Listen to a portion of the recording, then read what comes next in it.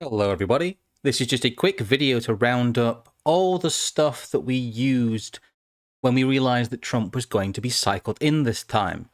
It's been quite a controversial opinion. We were very stringent about it on the stream on Monday, on the 4th, but I would like to show people what I would consider the indicator minerals. No matter what the polling is saying, you can get some form of revealed preference from what the elites are doing, what the actual power brokers are doing, and when you recognize who the power brokers are, you can start to predict the political future. But here, in a very nuts and bolts way, is how we knew that Trump was coming. The first big tip-off was that the billionaire class had become more comfortable with him. If we go to an article here from Politico, this is from back in January of this year, and it is in reference to the Davos event that took place. It is entitled Trump's Ghost Stalks Davos, and it's very interesting when it gets down to this section here called Preparing for a Trump World. As some of the most influential decision makers, from politicians like French President Emmanuel Macron and China's Li Qiang, to central bankers and corporate bigwigs like Jamie Dimon of JP Morgan Chase and BlackRock's Larry Fink, come together to do business and talk strategy this week. November's election in the US looms large over the international relations. And it goes on to say that really all of these people have become relatively comfortable with the idea of a Trump future. There's a few articles that we've used in the past, we've used this before, but Trump's presence and the elites' almost passe attitude towards it is something that they had exhibited before this happened. Even outside of the visible billionaire class supporters like Elon Musk, of course, and there's Peter Thiel in the mix there as well, you had this kind of tacit stepping back, at least, from the Democrat cause from a lot of other billionaires. I mean, for Christ's sake, we ended up with libertarian Zuckerberg. I think libertarian Zuckerberg, as I put in the image here, is the biggest indicator. When I saw that, I was extremely certain that we were getting Trump. And the reason that they've chosen Trump in this way, the billionaire class, is that in a very genuine sense, the legacy power faction that rammed through their candidate and their agenda last time committed a cardinal sin. They were incompetent at delivering the consensus will of the elite, especially angering Zionist interests. They have also hit people in their wallets in a meaningful way via their incompetence. Again, you've got Peter Thiel, who was quite vocal about his backing of J.D. Vance. And then, of course, you have Elon Musk's bet on Trump has paid off spectacularly. The Tesla chief's $130 million investment has already repaid itself several times over, and now he has the president's ear. It's very clear that Donald Trump has some pull with the billionaire class, and at the very least has allowed them to step out of his way. The biggest upshot of this, and what is meant, is that parts of the quote-unquote serious media, at the behest of their billionaire paymasters, have been instructed to feign neutrality, proving that activist journalists are subordinate to the moneyed interests and power. Jeff Bezos can, at any point, yank the chain of the Post's editors, of individual writers, and say, no, this is my paper, I own it. Are you hell endorsing that Kamala Harris woman? I mean, look at this. You've got Jeff Bezos instructing the Post not to endorse. You've got the Los Angeles Times that felt slighted by Kamala Harris for not giving them a proper interview, chose not to endorse. You've got, as we talked about previously, Jeff Bezos tells the Washington Post editors to hire more conservatives as 10% of readers cancel subscription. You have the billionaire class coming out and saying, look, we need to pander to these people too. And that's very, very powerful. And the neutrality and the lack of enthusiasm for the left that the billionaire class kind of post-war usually encapsulates, the activist billionaire, the do-gooder billionaire, the good guy billionaire, is conspicuously absent from this campaign, especially when it comes to, quite literally, the richest people in the world. These people are more in power and are much more in touch with tastemakers than pollsters are. The second point I wanted to talk about was the fact that a lot of this has been narrative. The entire pull supposedly behind Kamala Harris has been narrative. The problem that the US political elites faced, and here's a Financial Times article that's behind a paywall suddenly. Excuse me for that. But how bad are Joe Biden's post-debate numbers? This is an article from a while ago. But the debate and the narrative around the fact that Joe Biden really was an empty chair threatened to destroy the political project in its entirety, because it would call attention to the kayfabe of politics, as Trump would simply breeze past him. He had become literally stale, making some people question Donald Trump's insurgent kind of credentials. The hilarious Tossup narrative about polls, drawn attention to by arch pollster Nate Silver himself, were a deliberate function of a hedge against a wrong answer in the polling industry that internally knows it depends on which candidate the permanent elite choose and how much fraud there is administered. I'll not go over the numbers. I'll probably do another video about that. The numbers are hilarious. They've gone back to normal. It's a very good signal about what happened in 2020. But surveying the public doesn't show you which candidate the elite want, and therefore you have this situation where you have pollsters who are deliberately calling it as a toss-up to not embarrass themselves. They are hedging because they quite simply are throwing their hands up and go, well, it depends who the elite actually want. And I think they know that internally, and this is a signal that they know that internally. There was all of this hedging and, ultra close election, ultra close election, ultra close election. Harris takes the lead. Harris takes the lead. Harris is a threat. The polls say Harris. The polls say Harris. And it was all wrong, obviously, now. But it benefits the pundit class to try and make the election look closer and much more exciting. It allows the temperature of politics to be higher. It injects people with more energy. And really, it is in the interests of the pollsters to call this close election for both narrative reasons and for reputational reasons. She had to be made a credible bad guy. Again, Nate Silver says Harris now has slight advantage over Trump, despite him coming out and saying that a lot of the polls were bullshit. Kamala had to be more credible because Biden literally got stale. We saw her proclaimed as wildly popular and suddenly ahead in opinion polls. But she had a almost deliberately off-putting campaign. People who bought into the Brat Summer, for example, is Kamala dancing to victory.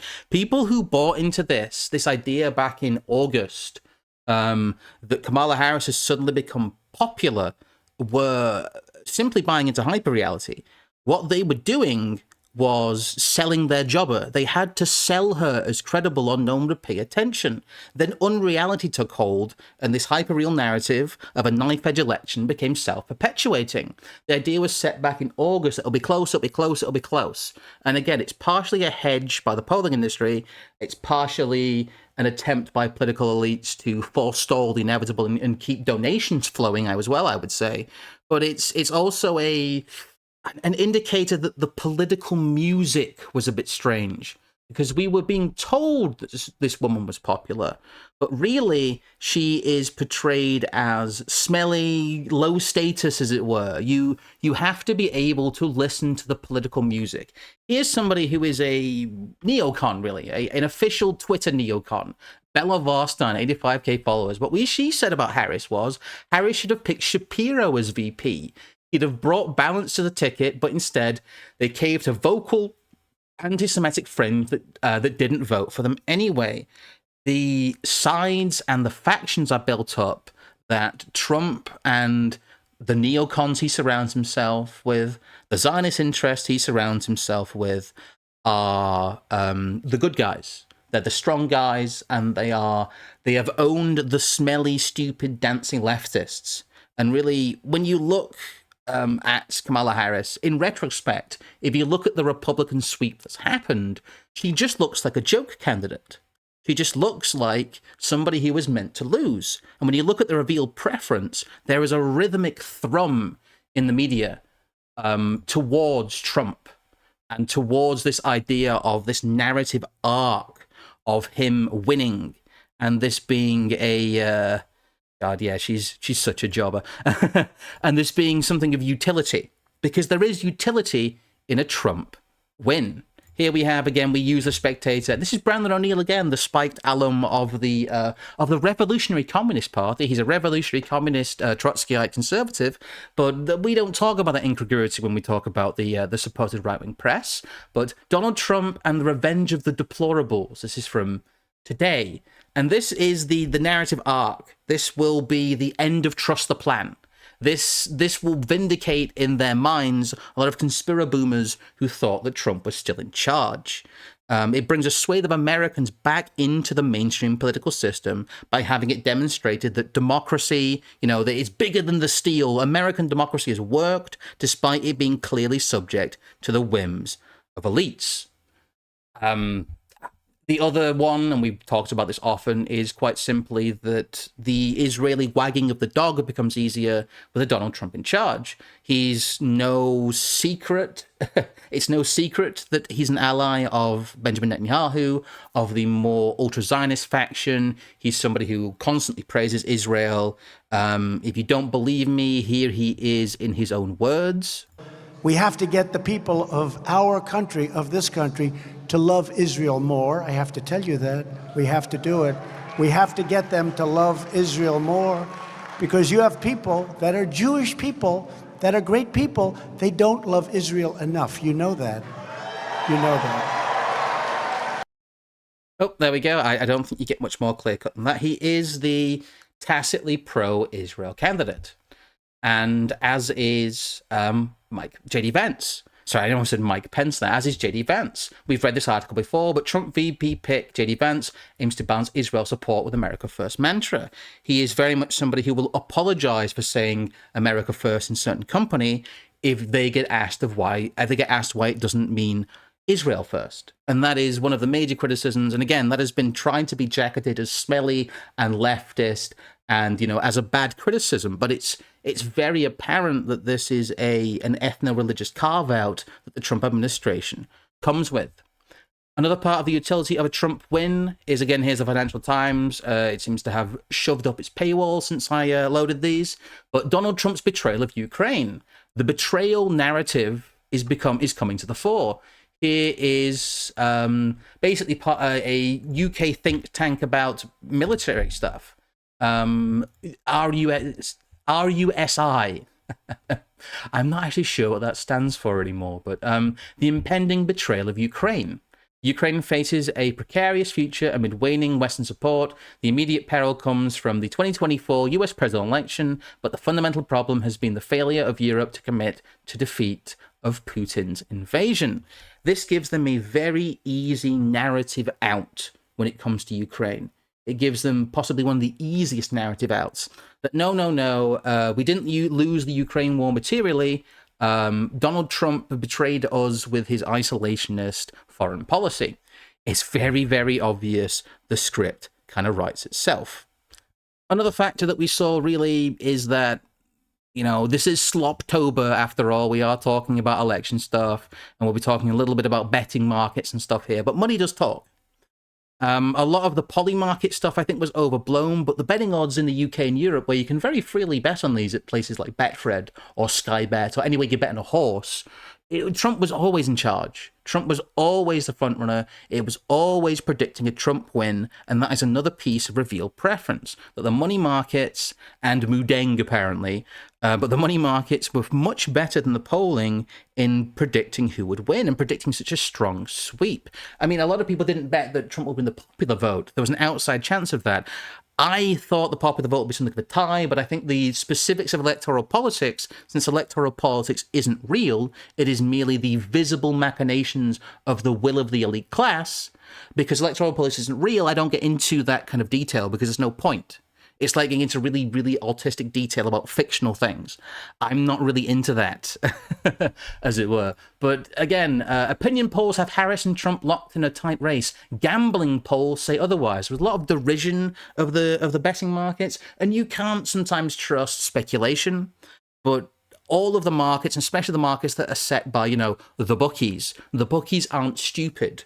And the bookies, with some rare exceptions of just massive shifts of volume, will try and protect themselves if they think there's going to be some sort of miscalculation. So when people's money's on the line, and not just billionaires' monies, but, you know, real people's monies on the line, you start to see the revealed preference take place. Also, financial markets. The financial markets are betting on a Trump victory. I posted something about Palantir earlier. I won't get that one back up. This is becoming a roundup as it is. But again, the financial markets, where people's money were acting like Trump had already won, in the same way that trades happened for 9/11 before 9/11 happened. But that's a different one. It is the same principle, though. A lot of people have advanced knowledge, and they use it to profit. And if you see market movements that suggest a presidential outcome, it makes that outcome more likely, because the people who are in the know in politics tend to make these outrageous insider trades and never get called up on it. So yes, money does talk. And where people put their money is usually where the smart money is, where the actual money is. But the way we did it really is keeping calm and remembering our training. Elections aren't real. American elections especially aren't real. And visible politicians are not necessarily the people who are in power.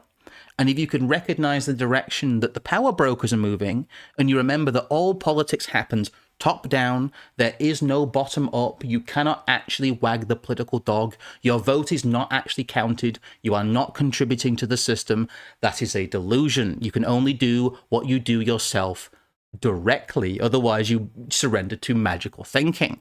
Very, very, very basic within this framework. But when you stay calm and remember your training, and you think, well, if this isn't real, ignore all the polling, ignore all the narratives, ignore the hyper reality, what are the power brokers saying? What does the political music sound like? How are these people being sold to us? Is somebody a face or a heel? And it was very clear, just even from, it's a really kind of waffly and woolly way to talk about it, but the political music, the background noise, how something feels, how it looks, the tone of it, the intangible quality of it, was again that Kamala Harris was not a credible candidate. And that alone, really, it felt like Trump was meant to win. It felt narratively like Trump would win. And because the news doesn't reflect reality, it reflects a narrative, they had to ratchet up the tension. And that is part of why we saw this panic. And I think people who panicked about it and believed the whole Kamala Summer thing were retarded.